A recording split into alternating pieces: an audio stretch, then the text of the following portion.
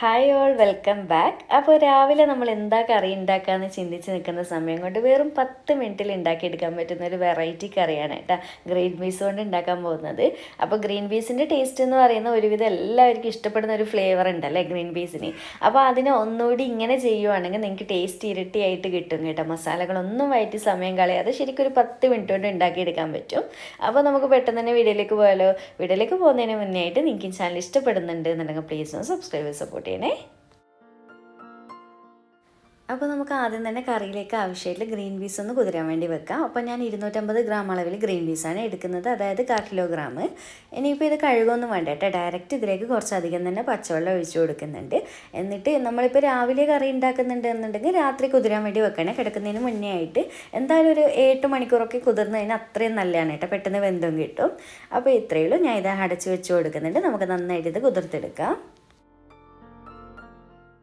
അപ്പോൾ ഇതാ എൻ്റെ കടലൊക്കെ കണ്ടില്ല, അത്യാവശ്യം നന്നായിട്ട് കുതിർന്ന് വന്നിട്ടുണ്ട്. അപ്പോൾ ഏകദേശം ഒരു 7 മണിക്കൂറൊക്കെ ആയിട്ടുണ്ട് കേട്ടോ.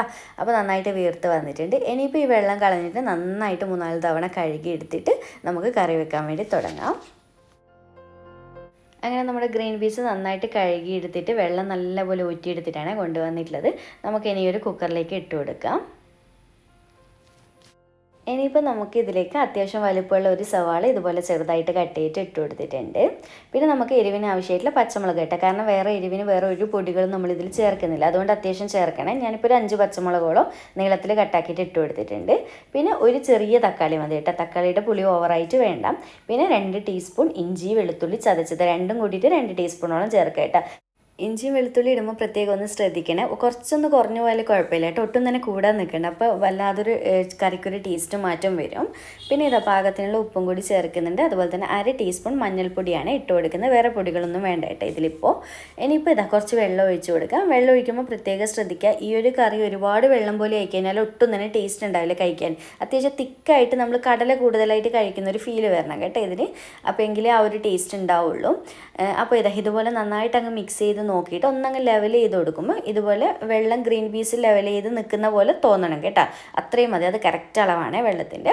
ഇനിയിപ്പോൾ ഇതുപോലെ ഒന്ന് അടച്ച് വെച്ച് കൊടുക്കുക, കാരണം നമ്മൾ സവാള കാര്യങ്ങളൊക്കെ ചേർത്തതുകൊണ്ട് അതിൽ നിന്നുള്ള ചെറിയൊരു ഈർപ്പവും കാര്യങ്ങളൊക്കെ വരുമല്ലോ, അതുകൊണ്ട് തന്നെ. അപ്പോൾ അടച്ച് വെച്ചിട്ട് ഞാൻ ഫ്ലെയിം ഓൺ ചെയ്ത് വെച്ച് കൊടുത്തിട്ടുണ്ട്.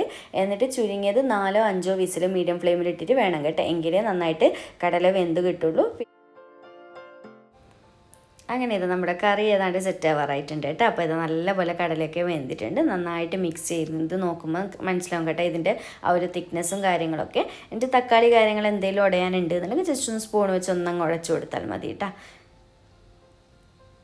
അപ്പോൾ ഇതുപോലെ നന്നായിട്ട് മിക്സ് ആക്കിയതിന് ശേഷം അതിനുശേഷം ഇതാ നന്നായിട്ടൊന്ന് തിളച്ച് വരുന്ന സമയത്ത് 1/2 ടീസ്പൂൺ ഗരം മസാല പൊടിയാണ് ചേർക്കുന്നത്. അപ്പോൾ ഈ ഒരു കറിക്ക് മഞ്ഞളും ഗരം മസാലയും മാത്രം മതി കേട്ടോ പൊടികളായിട്ട്. പിന്നെ കുറച്ച് കറിവേപ്പിലയും കൂടി ചേർത്തിട്ട് നന്നായിട്ട് അങ്ങ് മിക്സ് ആക്കി കൊടുക്കുക. ഇനി എല്ലാം കൂടി നന്നായിട്ടൊന്ന് തിളച്ച് വന്നതിന് ഉടനെ ഫ്ലെയിം ഓഫ് ചെയ്ത് കൊടുക്കുക കേട്ടോ. അങ്ങനെ ഇത് ഇത്രയേ ഉള്ളൂ, നമ്മുടെ കറി റെഡി ആയിട്ടുണ്ട് കേട്ടോ. നല്ലപോലെ തിളച്ച് വന്നിട്ടുണ്ട്. ഇനിയിപ്പോൾ ഫ്ലെയിം ഓഫ് ചെയ്തിട്ട് വെക്കുക.